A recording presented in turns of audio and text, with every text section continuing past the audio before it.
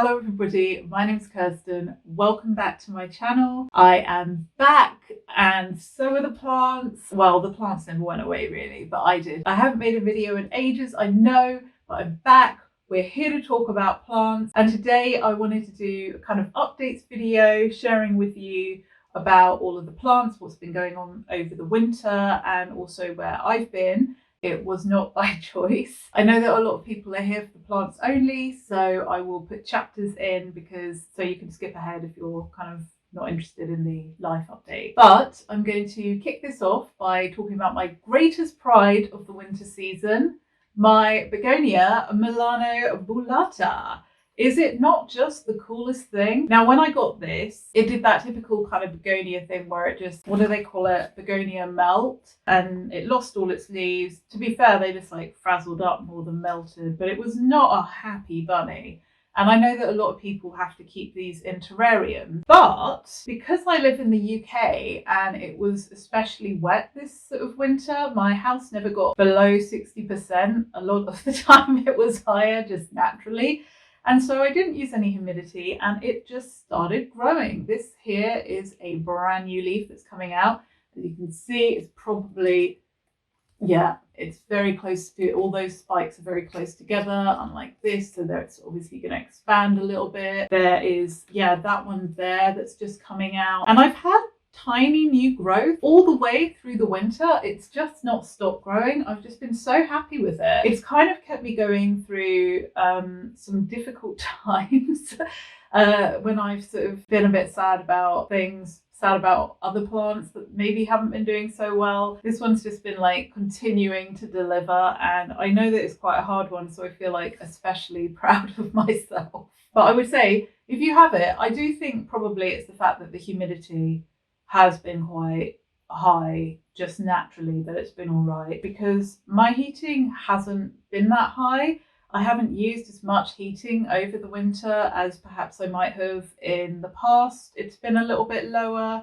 The area that it's in was like frequently 10 degrees, if not like 9 degrees for like long periods at a time, because I wasn't going to heat all the rooms that I wasn't in because of the ridiculous energy prices. But it did fantastically and I am really happy. This is an epic wonder. I'm so happy with this. This is my Alocasia macrorrhiza Variagata, and it went completely dormant over the winter. It's kind of slowly died. It just stopped doing anything and then very slowly lost leaf after leaf. And its last one died in February, and then it started sprouting from the stump immediately, this little leaf, which has got a leaf coming out there. It's like plump stems, so we will be getting another leaf soon. I don't know, it looks kind of white though, to be fair, which I'm hoping that like it's not too white because it's only little and I really want it to have, you know, a bit of strength. So this amount of white that it's got now would be good on another leaf. But yeah, I'm really happy. So it's back. Hopefully this year it's going to get a little bit bigger. The corn's certainly like bigger than it was when I first got it, so I'm very happy with that. I mean, it took really long time to die anyway, but yeah, this is the only Alocasia I have that went into complete dormancy. Most of them just kind of stopped growing or very slowly lost their leaves, but never totally lost their leaves. So this is the only one that actually totally lost its leaves, and but it's already come back, so I am happy with that. I'm going to give this so much love over the growing season. I'm going to put it in the best spot for light. I'm going to really nurture it so I can get the biggest leaves possible out of it, because you know that's the point of getting a macrorrhiza Alocasia anyway, because you know they're supposedly massive, so I want a massive one, although it's never going to get that big this year. But I really do want to make sure it gets good so that next year the corm is nice and plump as well to give me some really great new growth. Anyway, that's the journey. The journey starts. This is the birth. Now I just kind of want to touch on, I guess, why I haven't made any videos in 6 months, which has been really awful. It definitely wasn't planned. I Well, I mean, they're really mundane reasons. I'm building it up like it's a big thing, but it's really not. I mean, it started off just with like work stuff, and from kind of the end of September, beginning of October through to Christmas, it kind of really ramps up. And I just really didn't have any time at all. That was the kind of work thing. And then in January, I was ready to hop back into it, and I filmed a video, and then I had to have a really minor operation at the beginning of January. So I filmed the video on the weekend, then I was going to start editing it, but I had to have this sort of like minor operation on my sinus, and I was supposed to be out of action after that for 3 days, and then I should be kind of like back in action. But the pain I felt was just unreal. In fact, to be honest, I've never experienced anything so sore. I was just feeling so rotten. I wasn't able to do any work in my job. I wasn't able to do anything. Even sitting there editing a video was too much. I was so sick. And then a week and a half after the operation, I kind of was like, I don't understand why I'm like this. And then I sort of like turned my head, and it just like all this weird, horrible stuff just started gushing out of my nose. It was so gross and disgusting and horrible. And essentially what had happened was I had a very serious infection. At the point of operation, something had obviously happened. I was then put on antibiotics for a month, and there was really very little improvement. It seemed to just be keeping it at bay, but I could barely get out of bed. I was so sick, and it took them a month then to do another operation to reverse the whole thing. And I just remember feeling like I went in there feeling totally sick, and I came out, and once all the anesthetic had sort of worn off, etc., and the next day I was in pain because I just had an operation in my head, but I just felt so much better. I suddenly felt kind of well again, and that took me until like 2 or 3 weeks ago to actually get better. I haven't been posting here for 6 months, which is just really upsetting. I am really proud of my channel, and I love the community that it's building. I love my subscribers. I love all the comments that you've left. I'm really sorry that it took me some time to get around to responding to the comments, but essentially, I mean, it's just the most wonderful thing. I recommend having a YouTube channel to anybody. It's just absolutely lovely to share the whole passion with such wonderful, intelligent, curious, fun people who love the same thing that you love. It's just like, it is the best thing. Back onto the plants now. I'm going to talk about a bit of a fan favorite on my channel, which is my reverting Birkin and the Rojo Congo part of it, which has completely and utterly reverted. Essentially, this is what it looks like now. It is living in pond. I think that's totally unnecessary. I was like just experimenting with it, and so I will be potting this back into soil in probably a couple of weeks, actually. I mean, I don't really like these pots anyway, but like apart from that, I just think pon is totally unnecessary for this. Now, I've separated out the Rojo Congo part that had totally reverted, and made sure it was like there were nice roots, and then I potted it up. This is now in soil, and it's living its best life. Yeah, I mean, it's fully reverted. Somebody commented on my channel that they thought that most of the Birkins that we had out there were just like really unstable mutants of the Birkin, and the Birkin is a mutant itself, but just kind of like unstable mutants. And I think that that is probably correct in a lot of cases. However, this did totally turn back into the Rojo Congo. The rest of it's kind of weird. Now, I kind of feel like this deserves another video. But like, look at this. It's now like shooting out, it's spitting out pure white leaves, which just can't be a good thing, really. That's never going to be a good thing.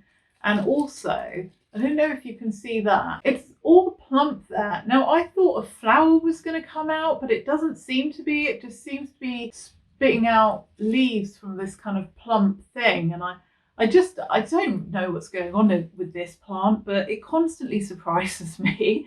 I find it just utterly fascinating. I think it's still like one of my most interesting plants. I do. The Birkin's actually got quite a bad name. A lot of people say they don't like it. But I think there is this like obvious subculture of people like me who are absolutely in love with this plant. Oh my goodness, there's like another bit that's, oh gosh, I don't know if you can see this. So this here has got that there.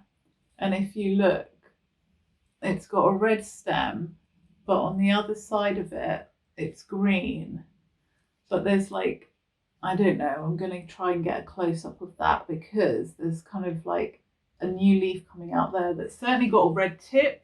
I don't know what's going to happen to the rest of it. I'm actually super thrilled that I did separate this out because it started to look ridiculous. As you can see, the leaf shape is completely different, and the whole sort of structure of it is completely different, and so it looked really odd.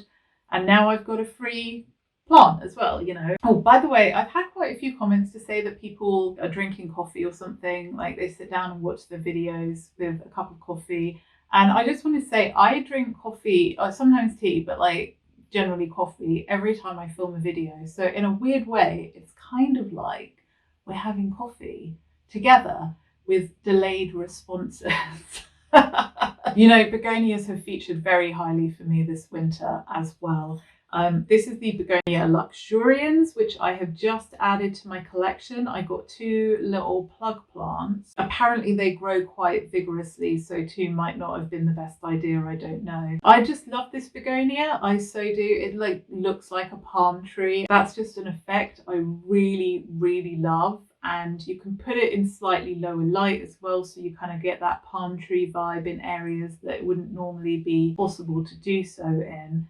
And I don't know, I just think it looks amazing. And I know it's not very much at the moment, but I think that this is going to be one of the ones to watch this year because they do shoot up. I've seen other people's and they grow so fast. The more I look at these, the more interesting they are. They've got kind of red fluff in the center of these palms and hairy leaves, would you believe? Like, you wouldn't think that this was something that was going to have hairy leaves. This is a cane begonia, rather than this one, which is a rhizomatous begonia. So this one grows up in a cane-like structure, and you've got your kind of Begonia maculatas and your Begonia amphioxus, which are the other cane begonias, and Begonia listada as well. Those are kind of the most commonly known cane begonias.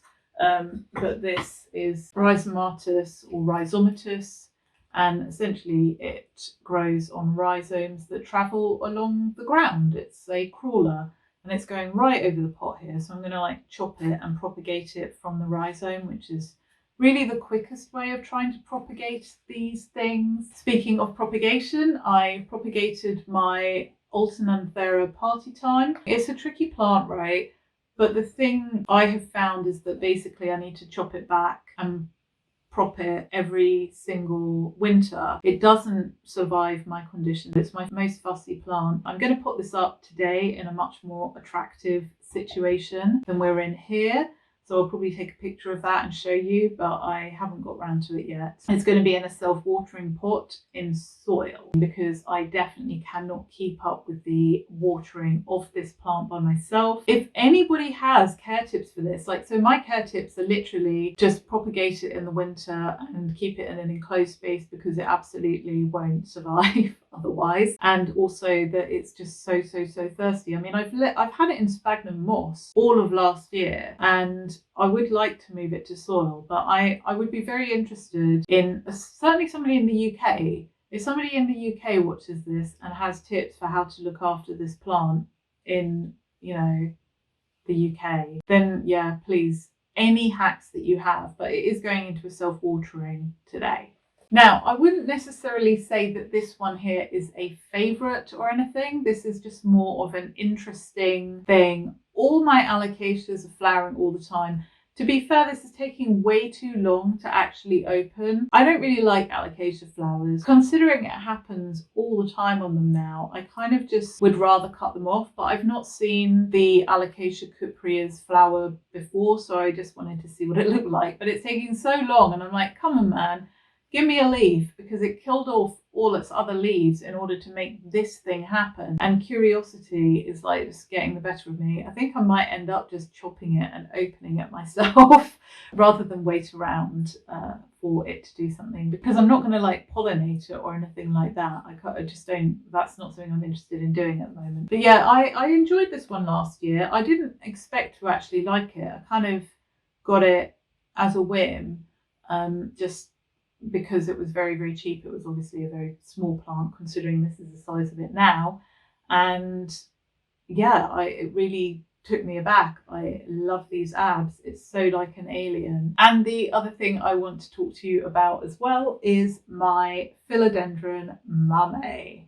It reached the end of its pot, and I'm going to like go up and film it properly. It reached the end of the pot, and I didn't want to propagate it in the winter because I didn't know anything about propagating it. I know that you can just like propagate it as it grows, going across the soil and all the roots that come out. That's easy. But as it got to the end, I was like, oh dear. I knew that it could handle climbing a little bit, even though it's not supposed to be a climber.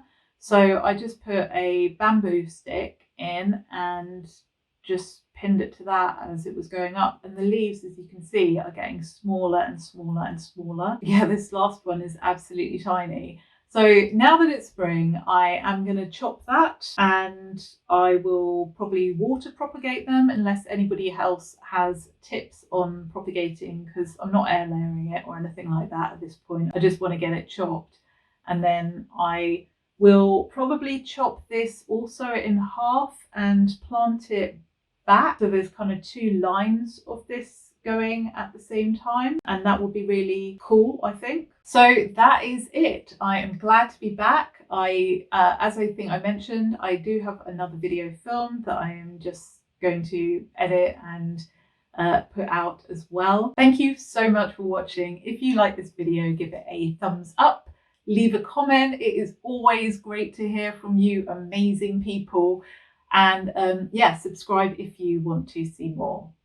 Cheerio.